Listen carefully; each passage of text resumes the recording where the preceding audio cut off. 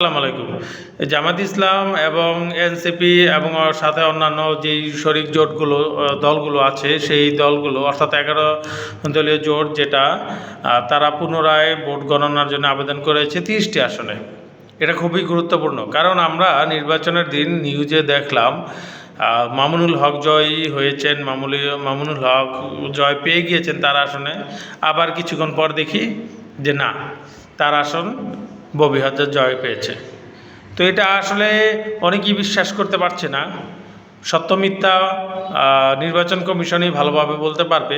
তো তারা আবেদন করেছে ভোটগুলো আবার পুনরায় গণনার জন্যে। নির্বাচন কমিশন এখনও নিউজ পায়নি নির্বাচন কমিশন এই ব্যাপারে কি বলেছে। তো যেহেতু তারা পুনরায় আবেদন করেছে, আশা করা যায় সামনে হয়তো গণনা হতে পারে, পুনরায় গণনা। তো এই বিষয়টি খুবই একটি সেন্সিটিভ বিষয়। আমরা অন্তত এই বিশ্বাস করতে চাই যে ইউনিট সরকার আমলে বা ইউনিট সরকারের আওতাধীন নির্বাচনটা সুষ্ঠু হোক।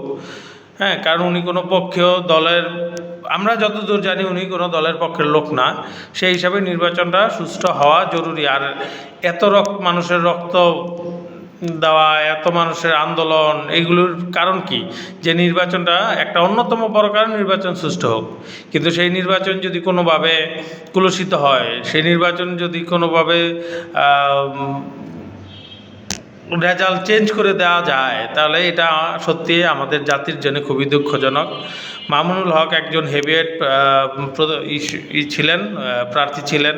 ববি হাজরার তুলনায় মামুনুল হক যথেষ্ট জনপ্রিয় ছিলেন। তো উনি জয় হওয়াটা অনেকটাই আমরা ধরে নিয়েছিলাম উনিই জয়ী হবেন, কিন্তু কেন জানি জয়ী হলেন না। বিএনপিও দলগতভাবে তারাও অনেক শক্তিশালী একটা দল।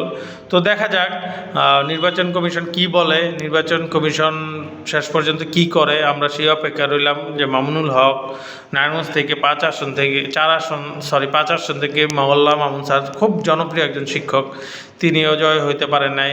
আমরা নিউজে দেখলাম তিনি জয়ী হয়েছেন, কিন্তু পরে গিয়ে দেখি না, উনি জয়ী হতে পারেননি, বিএনপির প্রার্থী জয়ী হয়েছে।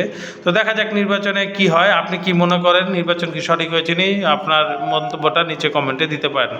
আসসালামু আলাইকুম।